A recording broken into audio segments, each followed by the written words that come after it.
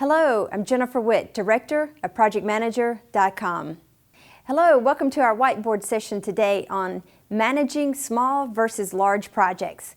Well, in different organizations, I've seen this becomes like a barroom brawl, an argument not to be won by anyone, because there's an argument, how do we manage small projects versus large projects? And then this is where some project managers or some project management organizations get in trouble and get bad reputations because they're trying to inflict more pain than is required in managing a project. Because sometimes some projects don't require as much rigor as some of the other ones. So today what I want to look at is some principles.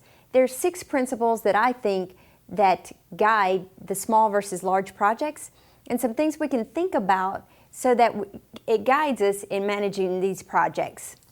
All right, number 1. A project is a project, whether it's small or large. It's going to have a start date and an end date. It's going to yield a unique deliverable, and you're delivering a solution to a problem. So no matter what, big or small, that's what a project is. So depending upon that, it's critical for the organization to define the criteria for the small versus large. Because who's to say? What are we comparing it to? It depends. And it's up to the organization to decide what a small or a large is. So if you look at defining a small versus large by scope, is a small versus a large dependent upon the scope and how big the scope is? How long it's going to take? You know, is this project a couple of weeks? Is it a couple of months? Or is it a multi-year project? And then the cost, is it dependent upon budget? Does it go into certain categories depending upon what budget or who funds the project? And then again by resources, because some projects could have maybe one person or a few people or hundreds of people. So it depends on relative to the organization, because you can't really compare yourself to others. It's important to define what you categorize small versus large. Once you categorize the criteria, then the life cycle is the same, because the life cycle provides the flow of how we get from beginning to end and what happens in between. So the life cycle is the same, so we're not creating anything new there. Some life cycles that you see are planning, analysis, executing, monitoring, controlling, and then closing. So that's the flow. So whether it's a small project or a large project, you're still going to get there through a flow or a life cycle. And that can be the same depending upon the small versus large. But the rigor is different. And I think here's where people get into problems, where, especially for organizations who are implementing process, and maybe there is the process patrol or the group defining the process, and then there's the one group who's actually using the process, and here's where people don't agree. But the rigor is different. So for a small project or a large project, depending on the criteria, we may have more rigor depending upon the size of the project. Then the systems and processes.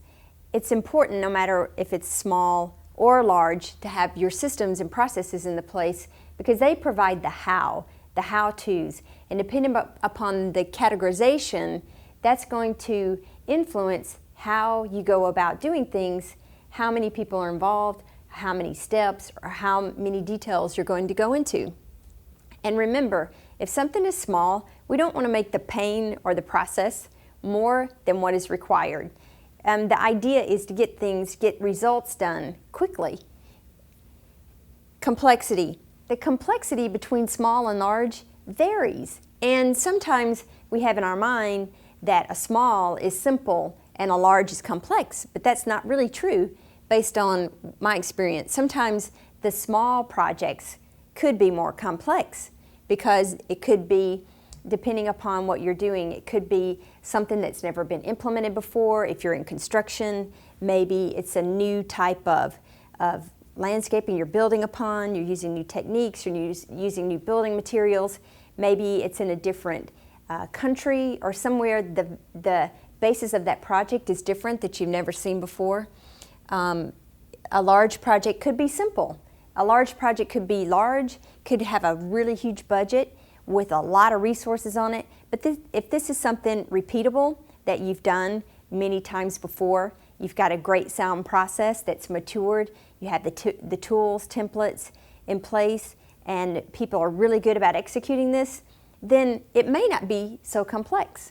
So those are some things to remember, and as a bonus, really at the end of the project, you're providing deliverables. At the end of the project, whether it's small or large, you are to be producing deliverables, not tasks. So many times we get so bogged down in the task that we don't bring our heads up to think, hey, we're actually providing deliverables, providing a solution for this project.